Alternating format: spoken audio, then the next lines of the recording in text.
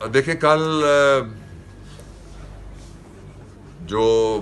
Supreme court of Pakistan میں presidential reference آیا تھا اس کی سماعت ہونی ہے،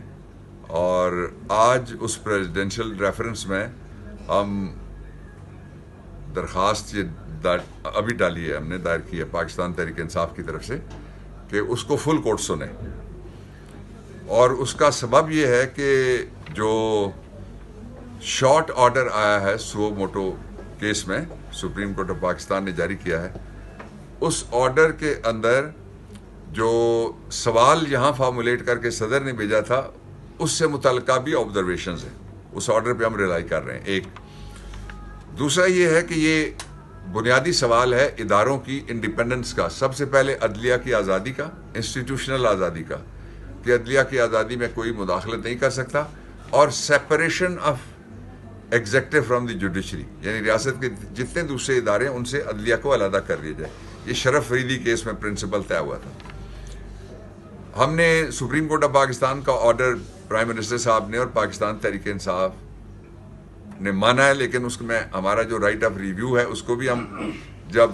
فل آرڈر آ جائے گا اس کی روشنی میں استعمال کریں گے، اس لیے کہ وہاں بنیادی سوال پارلیمان کی بالادستی کا بھی ہے۔ یہ جو بینچ ہے اس نے اپنی ریمارکس پہ میں نہیں جاتا، آربیٹر ڈکٹا ہے وہ لکھے نہیں جاتے، ان کے صرف ٹکر چل سکتے ہیں، لیکن جو ان کی ججمنٹ ہے اس ججمنٹ کے ذریعے سے جو شارٹ آرڈر ہے اس شارٹ آرڈر کے ذریعے سے انہوں نے جو اپنا مائنڈ ہے وہ ڈسکلوز کیا ہے، تو اس لیے ضروری ہوگا کہ باقی سپریم کورٹ آف پاکستان کے ججز کو بٹھا کے فل کورٹ یہ پٹیشن ہم نے دائر کی ہے۔ میں اس کا ایک اور پہلو جو کنٹروورسی ابھی تک چل رہی ہے اس کے حوالے سے میں آپ سے 3 باتیں عرض کرنا چاہتا ہوں۔ پہلی بات یہ ہے کہ اس وقت جو لوگ خوشیاں منا رہے ہیں سب سے زیادہ 2 لوگ خوش ہیں انڈیا میں، آپ دیکھیں ساجن جندال، اور پاکستان میں دیکھیں تو مقصود چپڑاسی، اس لیے کہ اس کا امرائی ملزم ایسی جگہ چلا گیا ہے کہ اب قانون اس کے گھر کی نوکرانی یا نوکر یا دربان ہوگا، قانون اس پہ لاگو نہیں ہوگا، اس لیے مقصود سے زیادہ کون خوش ہے؟ عملی طور پہ وہ ڈپٹی پرائم منسٹر ہوگا۔ اور ساجن جندال چونکہ وہ ویزے کے بغیر آتے تھے، ان کے پاس اگر لاہور کا ویزا ہو، اسلام آباد میں اوپر ہیلی کاپٹر نیچے گاڑیاں، ان میں وہ دوڑ کے جاتے تھے، اس لیے وہ بہت خوش ہیں۔ تیسرا جو اس کا پہلو ہے وہ یہ کہ پاکستان کے لوگ بھی بڑے خوش ہیں،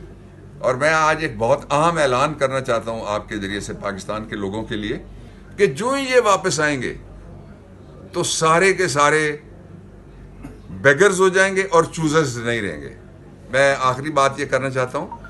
کہ دیکھیے 2 پرائم منسٹرز نہیں بلکہ 3 پرائم منسٹرز اس عدالت عظمیٰ کے فیصلے کے نتیجے میں گئے۔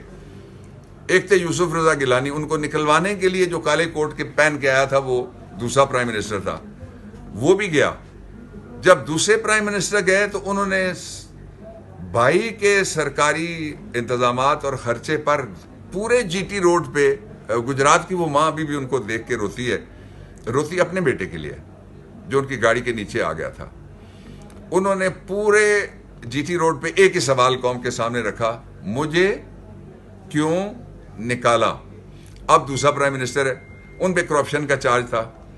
اس پہ چارج ہے کہ لوگوں غیرت کرو، لوگوں غیرت کا ساتھ دو، لوگوں پاکستان کی ساورنٹی میں جو مداخلت کرے گا اس کو ایبسولوٹلی ناٹ کہو۔ یہ جو پرائم منسٹر ہے وہ سوال پوچھ رہے تھے مجھے کیوں نکالا، یہ پرائم منسٹر جواب دے رہا ہے پوری قوم کے سامنے کہ مجھے یوں نکالا۔ Thank you.